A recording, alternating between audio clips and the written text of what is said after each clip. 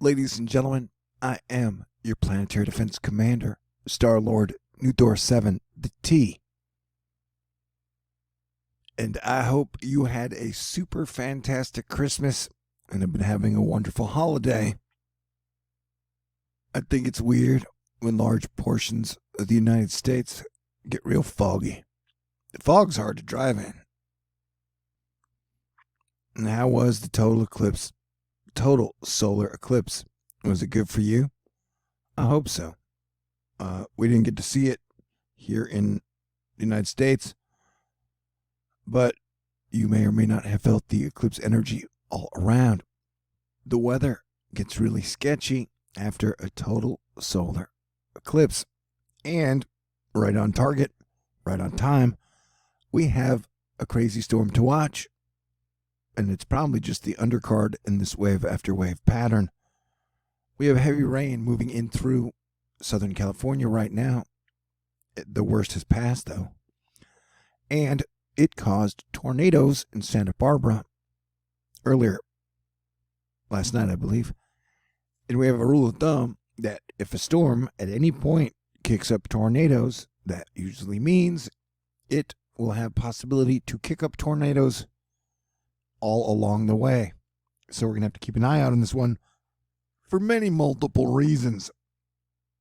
We're looking at the map of precipitation over the next 48 hours, and the models are kind of tying in on this thing being a Category 2 land hurricane, meaning 978 millibars of pressure, which would make it kind of like a hurricane over land with some tight wind gradients.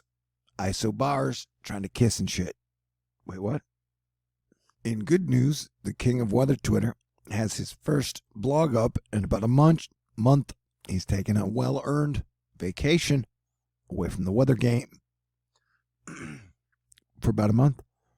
And he's back. He's my unofficial partner in crime, and he does great. I highly recommend you check out his blog. And he is no fear, no hype. On that note, he is telling us that'll shake things up, triggering in 6 days over the week back, which will make it about the 31st. Ejected response ETA, second week of January for the eastern seaboard. We'll see what we actually get out of it. And so, he's got us watching the second week of January.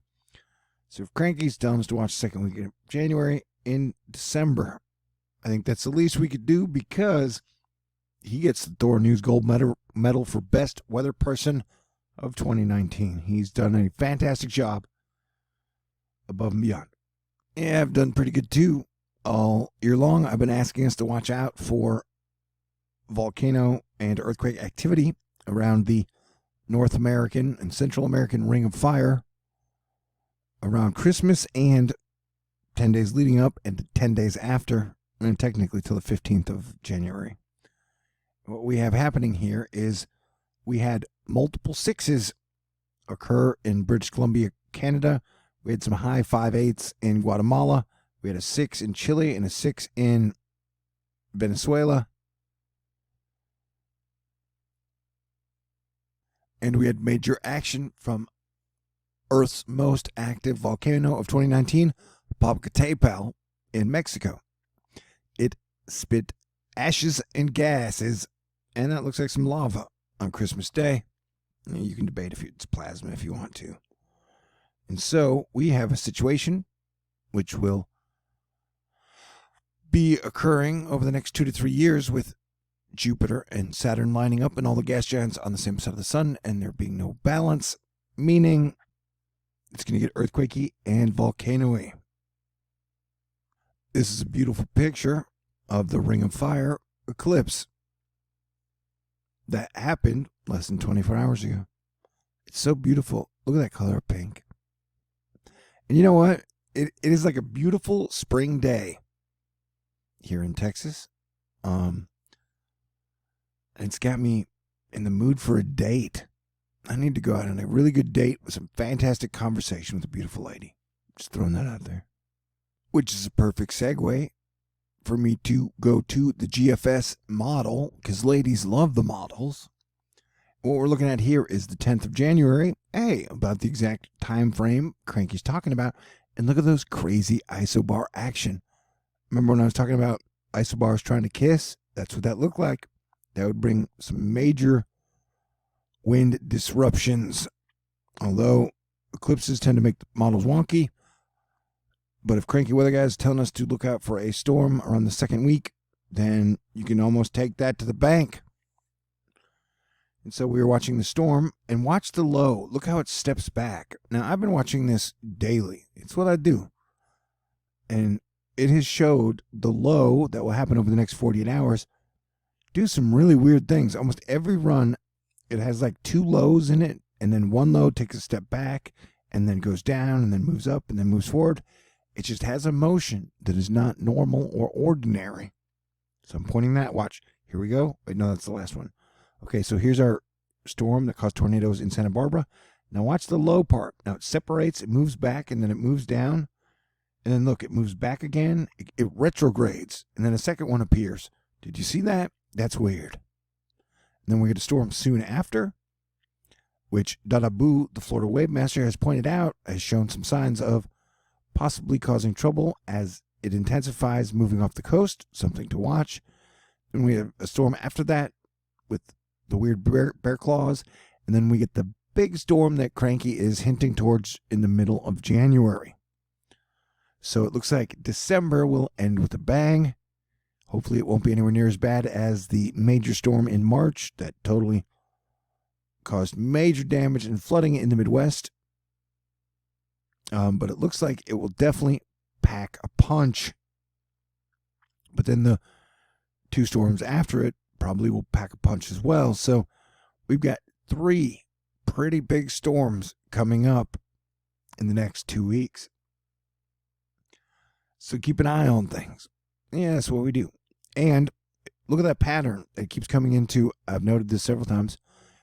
It keeps moving in a cyclonic fashion through Southern California, Baja, and then it spins back up.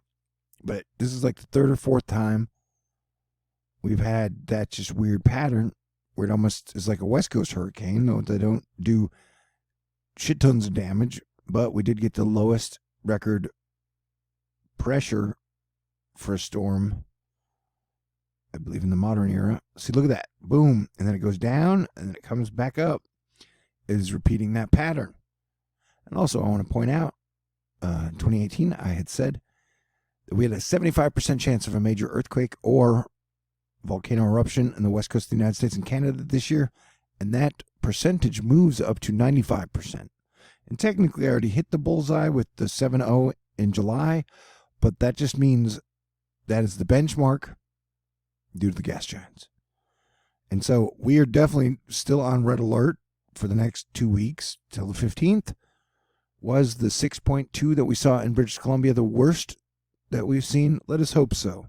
Let's hope that our prayer warriors and our good luck and our good karma paid off, and the Baba Yanga 9.4 prediction is totally wrong. She got some right, she got some wrong. That's how life goes, man. That's how, nobody's perfect. But yeah, definitely we got a big storm. I believe Cranky. There's no reason to doubt him. I'm never going to get tired of seeing Emma Watson in an X-Men uniform. And I hope you had a wonderful hot Christmas. Who knows, maybe you were in the cool section. But it was 30 degrees above average for a majority of the United States. All right, I'm keeping it light and fresh on my feet. I'll talk to you guys in the very near future. I'm going to go back outside for a little bit and dream of all the X-Men women. Really. And pray to Jesus that I get a good date soon. All right, everybody stay cool. You're the best around. No one's ever going to get you down. God bless everyone. Hit the button, baby.